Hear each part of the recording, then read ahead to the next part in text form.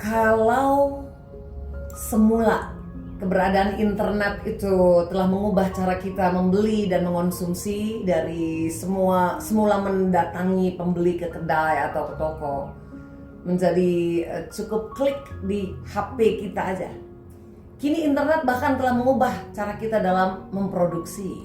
Ya, sekarang di banyak negara sudah mulai bermunculan dark factory. Dark factory. Apa itu dark factory? Sebuah pabrik atau fasilitas produksi yang beroperasi tanpa adanya pekerja manusia secara langsung. Istilah dark, D-A-R-K ya, dalam hal ini itu bukan berarti bahwa pabrik ini beroperasi dalam keadaan gelap ya. Dark kan gelap ya. Bukan gelap dalam artian sesungguhnya, melainkan lebih kepada tidak adanya kehadiran pekerja manusia di dalam pabrik. Dan saat ini di Cina tengah berlangsung revolusi manufaktur tanpa sentuhan manusia, alias dark factory ini. Cina yang dikenal sebagai pusat manufaktur global ya, atau factory of the world, tempat jutaan pekerja memenuhi pabrik-pabrik raksasa untuk merakit produk dengan kecepatan luar biasa, sekarang telah berubah. Upah naik, tenaga kerja menyusut, persaingan semakin ketat, membuat Cina memilih jalan paling radikal, yaitu menghilangkan manusia dari pabrik. Lahirlah dark factory, pabrik yang tidak membutuhkan pekerja manusia. Ini adalah pabrik yang benar-benar dijalankan dengan sistem otomasi penuh.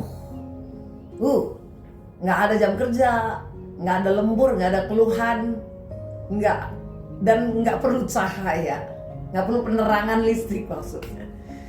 Jadi robot-robot yang akan bekerja di sana, dia bekerja tanpa henti si robot ini ya, 24 jam sehari, 7 hari seminggu.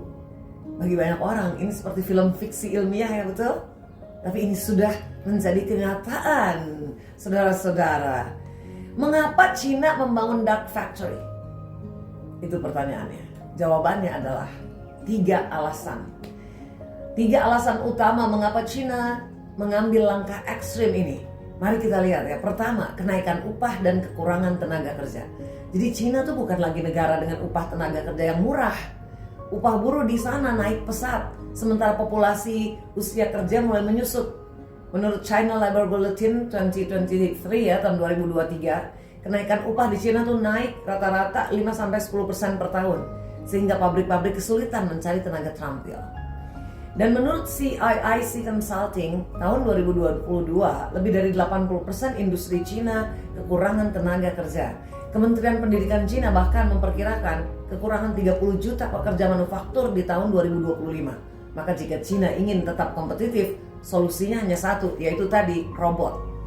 Itu penyebab pertama. Nah sekarang yang kedua alasannya nih, persaingan global yang makin ketat. Jadi dunia ini nggak lagi hanya bergantung pada Cina pastinya. Ada Vietnam, ada India, dan Meksiko juga menawarkan tenaga kerja lebih murah. Fenomena the looming of great reallocation, yaitu perpindahan pabrik-pabrik global keluar dari Cina, telah mendorong tumbuhnya pusat-pusat rantai pasok yang baru. Jika Cina ingin tetap menjadi pemain utama, mereka harus bermain di level yang lebih tinggi, yaitu efisiensi maksimal dan biaya minimal. Itu. Nah, alasan yang ketiga, dorongan dari pemerintah. Lewat inisiatif Made in China 2025, pemerintah Cina mendorong industri untuk beralih ke otomasi dengan kecerdasan buatannya, AI. Subsidi besar-besaran diberikan oleh pemerintah untuk investasi di robot dan AI. Nilai subsidi untuk industri robotika dan AI di China itu diperkirakan mencapai 2 hingga 3 miliar US dollar per tahun. Ini source-nya dari International Federation of Robotics tahun 2023 ya. Dan China telah membuat langkah strategis. Mereka sadar bahwa masa depan manufaktur tidak ditentukan oleh siapa yang punya tenaga kerja terbanyak, tapi siapa yang bisa memproduksi lebih cepat, lebih presisi, dan lebih murah. Jadi pabrik-pabrik tanpa manusia ini sudah beroperasi di China. Dan salah satunya adalah Xiaomi Smart Factory di Beijing. Pabrik ini bisa memproduksi 1 unit smartphone setiap detik tanpa sentuhan manusia. Semua dikerjakan oleh AI, oleh robot dan sistem otomatisasi penuh. Ini bukan sekedar efisiensi ya, tapi sebuah lompatan teknologi. Wah, luar biasa. Dan gak hanya manufaktur, JD dan Alibaba pun telah mengoperasikan gudang logistik tanpa pekerja manusia. Paket disortir dan dikirimkan oleh AI dan robot dengan efisiensi yang tak tertandingi. Oke, sekarang apa relevansinya ini bagi kita?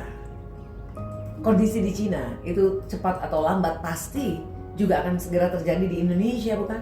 Maka tak ada pilihan lain selain kita memaksimalkan kemampuan human skill yang tidak akan bisa ditiru atau digantikan oleh robot dan kecerdasan buatan.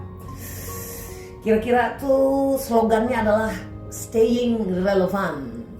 Yes.